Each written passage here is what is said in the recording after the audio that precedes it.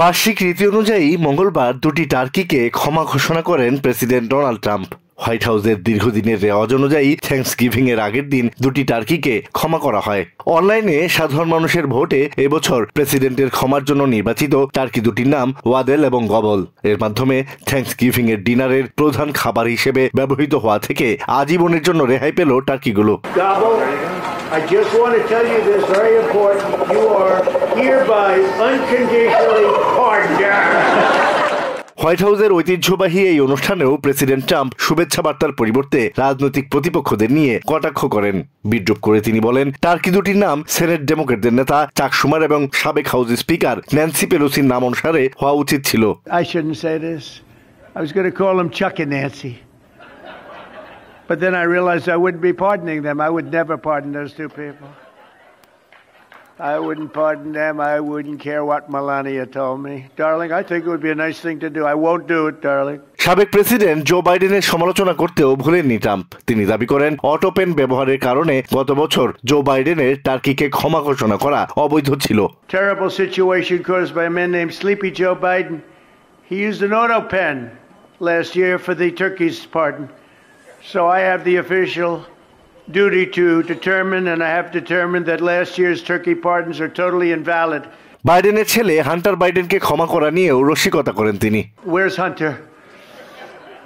No, Hunter's was good. That was the one pardon, Pam, that was good, right? The rest of them are all invalid. এরপর ইলিনয়ের governor JB প্রিস্কারকে নিশানা করেন Trump. শিকাগোতে national guard মোতায়েনের পদক্ষেপ বাধাগ্রস্ত করায় শহরটির mayor Brandon জনসনেরও সমালোচনা করেন তিনি। And if you look at the crime that's taken place in Chicago in the last 2 weeks, just take a look. It's on the front page of every newspaper. It's out of control. The mayor is incompetent and the governor is a big fat slob. President দাবি করেন, তিনি 4 সপ্তাহের মধ্যে শিকাগোকে নিরাপদ শহরে পরিণত করতে পারবেন। We can make Chicago a safe city in a period of 4 weeks. শিকাগোর বাসিন্দারা শহরটির আইন শৃঙ্খলা পরিস্থিতি নিয়ন্ত্রণে আনতে ফেডারেল সরকারের হস্তক্ষেপ চাই দাবি করে জনসন এবং প্রিস্কারকে এ বিষয়ে এগিয়ে আসার আহ্বান জানান Trump. You ought to invite us in, say please make Chicago safe. We're going to lose a great city if we don't do it quickly. Make Chicago, we'll do the same thing as we did in DC. বক্তব্যে Trump বিশ্বব্যাপী সংঘাত নিরসনে তার প্রশাসনের ভূমিকার কথাও তুলে ধরেন। I've also ended 8 wars in 9 months, and we're working on that final war. It's not easy, but I don't know. I think we're going to get there. 25,000 soldiers, Ukraine, Russia. Russia Ukraine যুদ্ধ বন্ধের আলোচনায় অগ্রগতির কথাও জানান তিনি। I think we're getting very close to a deal. We'll find out. I thought that one would have been gone quicker. We did 8. I thought that would have been an easier one, but I think we're making progress. Ukraine যুদ্ধ বন্ধ করা এবং দেশটির আর কোনো জমি দখলে না নেয়াই রাশিয়ার পক্ষ থেকে বড় ছাড় হবে বলে মন্তব্য করেছেন প্রেসিডেন্ট ডোনাল্ড ট্রাম্প। তার মতে যুদ্ধ চলতে থাকলে আগামী কয়েক মাসে এমনিতেই রাশিয়া আরও জমি দখল করতে পারে। তাই আরও 50-60 হাজার মানুষের প্রাণ হারানোর চেয়ে এখনই কিছু করা ভালো। মঙ্গলবার ফ্লোরিডা যাওয়ার পথে এয়ারফোর্স ওয়ানে সাংবাদিকদের এসব কথা বলেন ট্রাম্প। প্রেসিডেন্ট আরও জানান, ইস্টার্ন ডিস্ট্রিক্ট অব ভার্জিনিয়ার অ্যাক্টিং ইউএস অ্যাটর্নি হিসেবে লিন্ডসে হ্যালিগানের প্রতি এখনও তার সমর্থন আছে। এছাড়া ক্যাশ প্যাটেলকে বরখাস্তের পরিকল্পনার গুঞ্জনও উড়িয়ে দেন তিনি। থ্যাঙ্কসগিভিং এর ছুটি কাটাতে মঙ্গলবার রাতে ফার্স্ট লেডি মেলানিয়া ট্রাম্পকে সঙ্গে নিয়ে ওয়াশিংটন ডিসি ছাড়েন প্রেসিডেন্ট ডোনাল্ড ট্রাম্প। ফ্লোরিডায় যাওয়ার পথে এয়ারফোর্স ওয়ানে সাংবাদিকদের সঙ্গে বিভিন্ন বিষয় নিয়ে কথা বলেন ট্রাম্প।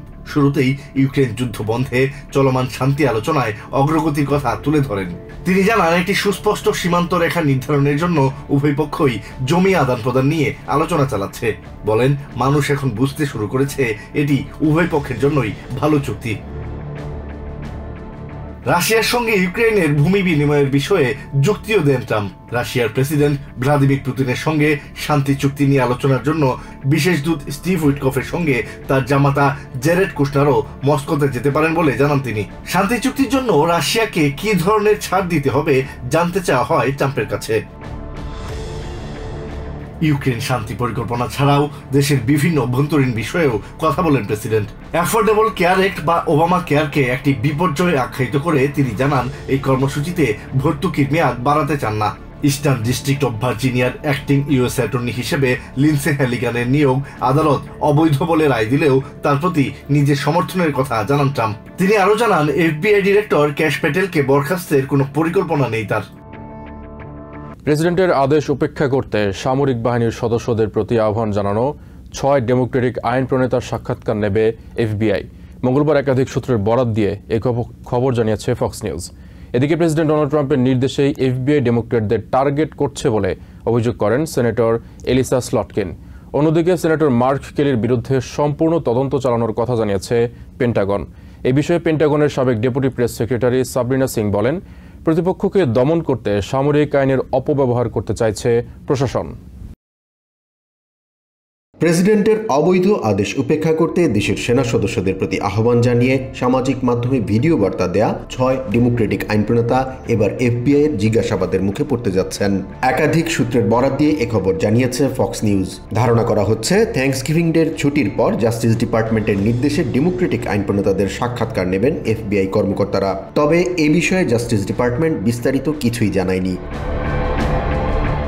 এদিকে প্রেসিডেন্ট ডোনাল্ড ট্রাম্পের নির্দেশেই এফবিআই ডেমোক্রেটিক আইন প্রণেতাদের টার্গেট করেছে এমন অভিযোগ তুলে কঠোর প্রতিক্রিয়া জানিয়েছেন ভিডিও বার্তায় অংশ নেওয়া ডেমোক্রেটিক সেনেটর এলিসা স্লটকিন। মঙ্গলবার সামাজিক মাধ্যম এক্সে পোস্ট করা এক বিবৃতিতে তিনি বলেন, প্রেসিডেন্ট ট্রাম্প নির্বাচিত আইন প্রণেতাদের বিরুদ্ধে এফবিআইকে লেলিয়ে দিয়েছেন। দেশের মানুষকে ভয় দেখাতে প্রেসিডেন্ট ট্রাম্প হয়রানিকে অস্ত্র হিসেবে ব্যবহার করছেন বলেও অভিযোগ করেন তিনি।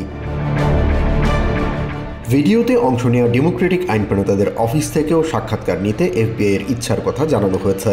6 ডেমোক্রেটিক আইন প্রণেতার অফিস থেকে পাওয়া বিবৃতি অনুসারে এবিসি নিউজ জানায়, তাদের অভিযোগ নির্বাচিত জনপ্রতিনিধিদের হয়রানি করতেই এফবিআইকে ব্যবহার করছেন প্রেসিডেন্ট ট্রাম্প। দেশের সংবিধান রক্ষায় কোনো ধরনের চাপের মুখে নতি স্বীকার করবেন না বলেও নিজেদের অবস্থান জানান দিয়েছেন তারা। এদিকে সোমবার এক সাক্ষাৎকারে এফবিআই ডিরেক্টর ক্যাশ প্যাটেল জানান, বেআইনি আদেশ অমান্য করতে সামরিক বাহিনীর সদস্যদের উস্কানি দেওয়ার অভিযোগে তদন্ত শুরু করার মতো যথাযথ আইনি ভিত্তি আছে কিনা তা খতিয়ে দেখা হচ্ছে। তবে ডেমোক্রেটিক আইন প্রণেতাদের সাক্ষাৎকার নেওয়া বিষয়ে স্পষ্ট করে কিছুই বলেননি প্যাটেল। ফক্স নিউজ জানায়, সাক্ষাৎকার বিষয়ে মন্তব্য করতে অস্বীকৃতি জানিয়ে সাংবাদিকদের এফবিআই এর কাছে পাঠায় ক্যাপিটল পুলিশ। এরই মধ্যে ভিডিওতে অংশ নেওয়া ডেমোক্রেটিক সেনেটর মার্ক কেলির বিরুদ্ধে সম্পূর্ণ পর্যালোচনা চালানোর কথা জানিয়েছে পেন্টাগন। এ বিষয়ে ডিফেন্স সেক্রেটারি পিট হেগসেথ বলেন, বেআইনি আদেশ নিয়ে সামরিক বাহিনীর স্পষ্ট নির্দেশনা আছে। সামরিক বাহিনীর চেইন অব কমান্ড নিয়ে বিভ্রান্তি ছড়ানোর সুযোগ নেই বলেও জানান তিনি। এফবিআইয়ের সাক্ষাৎকার এবং পেন্টাগনের উদ্যোগের প্রতিক্রিয়ায় সেনেটর মার্ক কেলির অফিস জানায়, প্রেসিডেন্ট ট্রাম্প ও হেগসেথের হয়রানিমূলক আচরণ সেনেটর কেলিকে তার দায়িত্ব পালন থেকে বিরত রাখতে পারবে না। এর আগে সিএনএনকে কেলি বলেন, কোনো চাপের মুখে নতি স্বীকার করবেন না তিনি।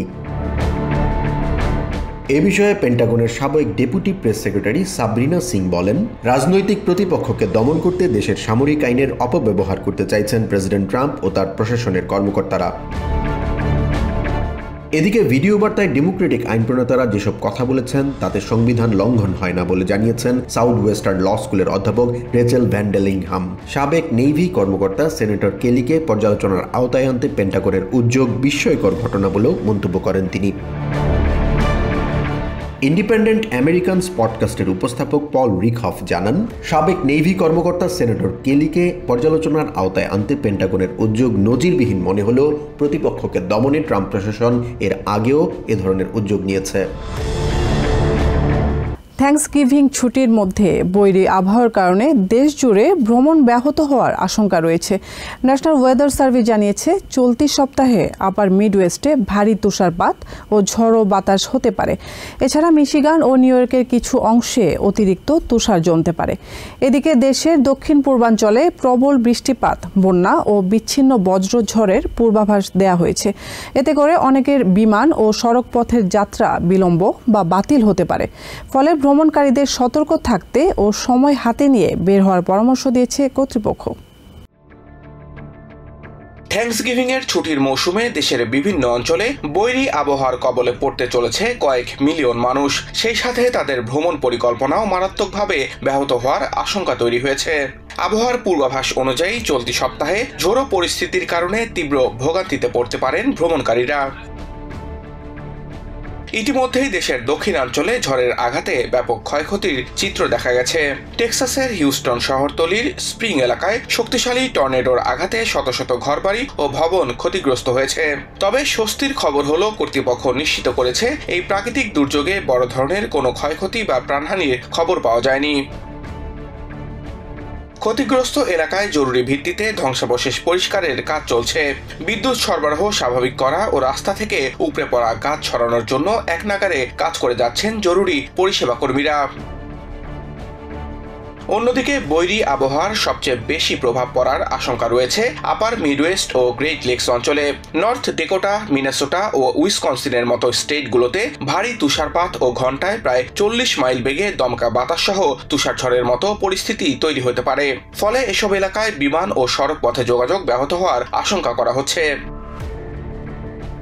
দেশের দক্ষিণ ও দক্ষিণ পূর্বাঞ্চলেও প্রবল বৃষ্টি, বন্যা ও বিচ্ছিন্ন বজ্রঝড়ের সতর্কতা জারি করা হয়েছে। অ্যালাবামা ও মিসিসিপির কিছু অঞ্চলে টর্নেডোর আশঙ্কাও রয়েছে। মিড আটলান্টিক এবং উত্তর পূর্বাঞ্চলে বৃষ্টির কারণে ফ্লাইট ও সড়কপথে ভোগান্তির ঝুঁকিও বাড়তে পারে। ভ্রমণকারীদের সর্বশেষ আবহাওয়ার তথ্য যাচাই এবং হাতে পর্যাপ্ত সময় নিয়ে যাত্রা শুরু করার পরামর্শ দিয়েছে কর্তৃপক্ষ।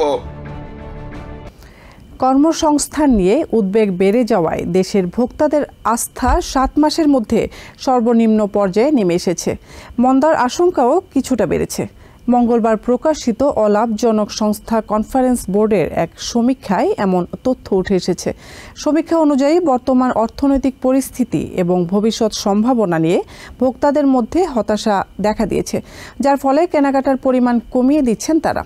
অর্থনীতিবিদ ড্যানা পিটারসন জানান, এবারের ছুটির মৌসুমের তুলনায় এবছর ব্যয় কমানোর পরিকল্পনা করছেন সাধারণ মানুষ। ভ্রমণে যাওয়ার পরিকল্পনা নেই অনেকের। সরকারি কার্যক্রমে ইতিহাসের দীর্ঘতম অচলাবস্থার কারণে দীর্ঘদিন দেশের অর্থনৈতিক পরিস্থিতি সম্পর্কে কোনো গুরুত্বপূর্ণ সরকারি তথ্য পাওয়া যায়নি। অচলাবস্থা শেষ হওয়ার পর দেরিতে প্রকাশিত বিভিন্ন তথ্যের মাধ্যমে দেশের অর্থনীতির চিত্র স্পষ্ট হচ্ছে।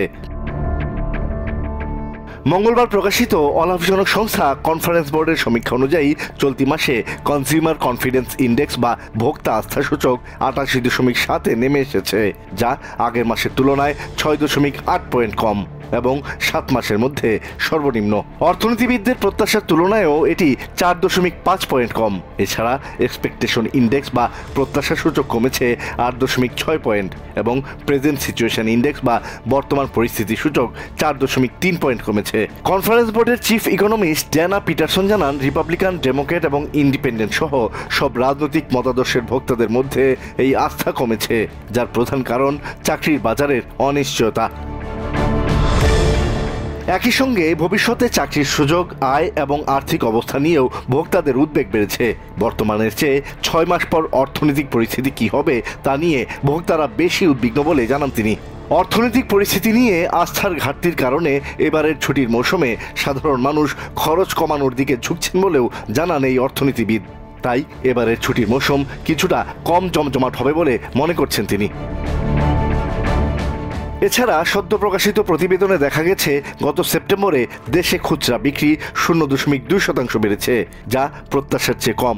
ডিলয়েটের আরেক জরিপ বলছে, দেশের 57% মানুষ মনে করে 2026 সালে অর্থনীতি আরও দুর্বল হবে। তাই আসন্ন ব্ল্যাক ফ্রাইডে এবং সাইবার মানডেতে ভোক্তারা কম খরচ করবেন। গড়ে একজন ভোক্তা প্রায় $622 খরচ করবেন, যা আগের বছরের তুলনায় 4% কম। সার্বিক পরিস্থিতির জন্য শাটডাউনও দায়ী বলে মনে করেন অর্থনৈতিক বিশ্লেষক স্টিভ লাইসম্যান। অর্থনৈতিক পরিস্থিতি বিবেচনায় ফেডারেল রিজার্ভ সুদের হার আরও কমানোর দিকে ঝুঁকতে পারে বলে মনে করছেন তিনি। এবারের থ্যাঙ্কসগিভিং এর ছুটিতে যাত্রীদের ভ্রমণ অভ্যাসে উল্লেখযোগ্য পরিবর্তন লক্ষ্য করা যাচ্ছে। একদিকে যেমন বিমানে ভ্রমণকারীর সংখ্যা কমছে, তেমনি ট্রেনে বাড়ছে যাত্রীর সংখ্যা। চলতি বছর থ্যাঙ্কসগিভিং মৌসুমে যাত্রীদের রেকর্ড সংখ্যক ভ্রমণের প্রত্যাশা করা হলেও দীর্ঘ 43 দিনের সরকারি অচল অবস্থা বিমান ভ্রমণের চাহিদা সাময়িকভাবে কমিয়ে দিয়েছে। থ্যাঙ্কসগিভিং এর আগে হাজার হাজার ফ্লাইট বাতিল ও বিলম্বে চরম বিশৃঙ্খলার সৃষ্টি হয়। দীর্ঘ সময় বিমানবন্দরে অপেক্ষা ও অনিশ্চয়তার কারণে আকাশপথে ভ্রমণে আস্থা হারিয়েছেন অনেকেই।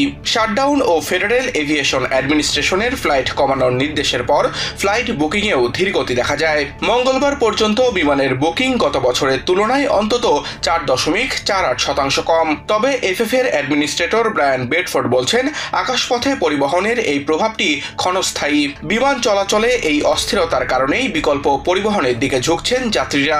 ফলে অ্যামট্র্যাকের মতো রেল সেবায় যাত্রীর চাহিদা ও বুকিং বেড়েছে। এছাড়া বিমানবন্দরের ঝক্কি ঝামেলা এড়িয়ে যাত্রাপথে মনোরম দৃশ্য উপভোগের সুযোগ থাকায় ভ্রমণে পছন্দের মাধ্যম হয়ে উঠেছে ট্রেন।